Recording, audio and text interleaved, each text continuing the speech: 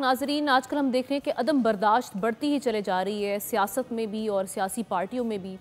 جب سوال کیا جاتا ہے تو یہ جرم بن جاتا ہے۔ امریکہ میں جائیداد کے حوالے سے علیمہ خان سے سوال کیا گیا تھا۔ یہ بلوچ ہمارے نمائندے اڈیالہ جیل کے باہر موجود تھے۔ علیمہ خان سے انہوں نے سوال کیا کہ آپ پر الزام ہے کہ 2004 میں شوکت خانم کے فنڈ سے امریکہ میں جائیدادیں بنائیں۔ پی ٹی آئی نے سوال کو بدتمیزی قرار دے کر اب یہ کہا جا رہا ہے کہ باقاعدہ اس پر کیمپین شروع ہو چکی ہے۔ صحافیوں پر پی ٹی آئی کے کارکنان کی جانب سے حملہ بھی کیا گیا۔ صحافی برادری نے واقعے کو آزادی صحافت پر حملہ قرار دیتے ہوئے مطالبہ کیا ہے کہ صحافیوں کو اپنے فرائض کی ادائیگی کے دوران تحفظ فراہم کیا جائے اور سوال پوچھنے کے حق کو دبانے کی روش بند کی جائے۔ احتشام صاحب ہمارے ساتھ ہیں اور ان کے ساتھ ساتھ طیب بلوچ بھی ہمارے ساتھ ہوں گے، ان کے ساتھ واقعہ پیش آئے۔ پہلے میں احتشام صاحب سے اس پر ٹیک لیتی ہوں۔ احتشام صاحب، یہ کیا ہو رہا ہے؟ دن بہ دن ہم دیکھ رہے ہیں کہ دونوں جانب سے ہی، ویسے تو ہم دیکھ رہے ہیں کہ پوری قوم ہی اب اس طرح کی مضطرب والی کیفیت میں ہے کہ کسی کے اندر بھی برداشت کا جو ایلیمنٹ ہے وہ ہمیں دکھائی نہیں دیتا۔ بیٹ کارکنان ہوں، پہلے علیمہ خان پر انڈا پھینکنے کا واقعہ پیش آیا اور اب اس جانب سے ہم دیکھ رہے ہیں کہ یہاں پر اگر صحافی نے سوال پوچھا ہے تو اس جانب سے حملے کیے جا رہے ہیں۔ یہ چل کیا رہا ہے؟ ہمیں دیکھیں، بنائی طور پہ تو یہ ہے کہ جب دلائل ختم ہو جاتے ہیں یا نہ ہوں تو تشدد کا راستہ اختیار کیا جاتا ہے کہ وہ بڑا خوفناک ہے۔ وہ سیاست میں تو یہ بالکل ایک جس کو کہتے ہیں نئی صورتحال پیدا کر دیتا ہے۔ پارٹی کے اندر آپ دیکھتے ہیں اتنے اختلافات ہیں۔ ایک ہفتہ پہلے 10 دن پہلے آپ کو یاد ہوگا جب بانی پی ٹی آئی سے علیمہ مل کے آئی تھی ان کی بہن، تو اس کے بعد آپ نے دیکھا تھا کارکنوں کے درمیان اتنی خوفناک لڑائی ہوئی تھی، ایک دوسرے کو مارا تھا۔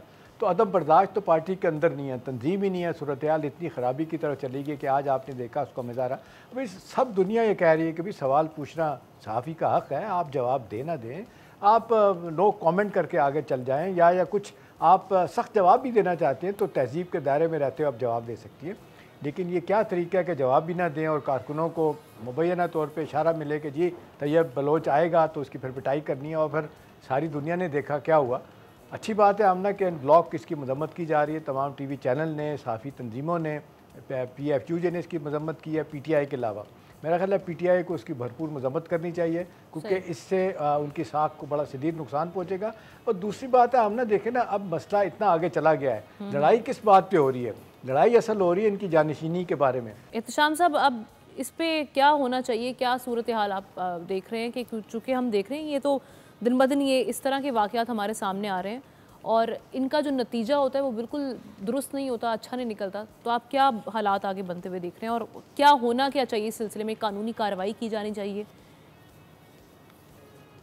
دیکھیں آمنہ، طیب بلوچ کے ساتھ ساتھ ایک سینئر صحافی اعجاز احمد صاحب بھی وہاں تھے، وہ آگے گئے چھڑانے کے لیے، تو ان کو بھی مارا گیا، اور کہا جاتا ہے کہ کچھ اور لوگ تھے ان کو دکھایا نہیں گیا، ان کو بھی کچھ ان کے ساتھ بھی اسی طرح کا معاملہ کیا گیا، اور اس کی تو اب فوٹیج آئے گی، ڈیٹیل تو پتہ چلے گا۔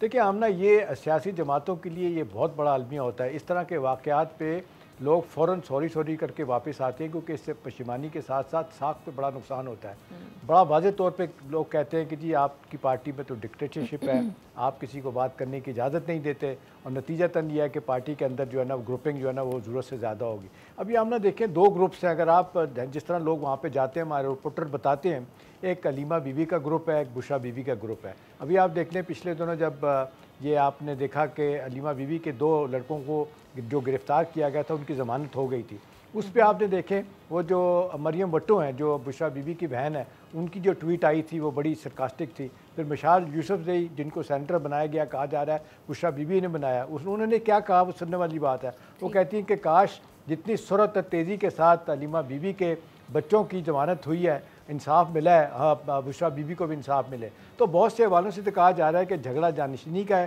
اس جانشینی کے چکر میں 2 گروپس ہیں اور دونوں اتنے ایجیٹیٹڈ ہیں، وہ ایک ان کی طرف سے آتا ہے، ایک ان کی طرف سے آتا ہے۔ اب سوال یہ ہے کہ چلیں آپ کے اپنے گروپوں کی لڑائی ہوتی ہے جو پچھلے دنوں ہوئی تھی، لیکن اس میں صحافیوں کا کیا قصور ہے بھائی؟ جو لوگ آپ سے سوال پوچھ رہے ہیں، میں کہتا ہوں کتنا بھی آپ سے سخت سوال پوچھا جاتا ہے آمنہ، بھلے آپ سوال غلط ہی ہے، لیکن کیا اس کا طریقہ ہے کہ آپ ان کو مارنا شروع کر دیں، قانون کو اپنے ہاتھ میں لے لیں؟ اور جو آپ سوال پوچھ رہی ہیں، جس طریقے سے بھرپور مذمت کی گئی ہے انفارمیشن منسٹر کی طرف سے، ایم کیو ایم کی طرف سے، باقی جماعتوں کی طرف سے، ہونا تو چاہیے کہ جنہوں نے کہا ہے، ایک خبر یہ بھی آ رہی تھی کہ کچھ لوگوں کو گرفتار کیا گیا ہے اور کچھ لوگوں کو اور گرفتار کیا جائے گا۔ تو سوال یہ ہے کہ اس طرح کے واقعات کو ختم کرنے کے لیے گرفتار کر کے مقدمہ قائم کیا جائے، تاکہ صحافیوں کے ساتھ جو ظلم ہو رہا ہے، ہر جگہ پہ صحافیوں کے ساتھ ظلم ہو رہا ہے. آپ دیکھیں کوئی جگہ ایسی رہ گئی ہے 200 سے زیادہ صحافی آپ نے دیکھا غزہ میں مارے گئے, وہ تو چلیں اسرائیل نے جو کیا, سوال پوچھنے پہ دنیا میں کبھی اس طرح نہیں ہوتا جس طرح پاکستان میں ہے. تو میرا خیال ہے وقت آ گیا, سیاسی جماعتیں بھی سوچیں اور حکومت وقت بھی سوچیں کہ اس کا ازالہ کیسے ہوگا. وہ پروٹیسٹ کریں اس طرح کے معاملات پہ, بائیکاٹ کیا جانا چاہیے. آمنہ دیکھیں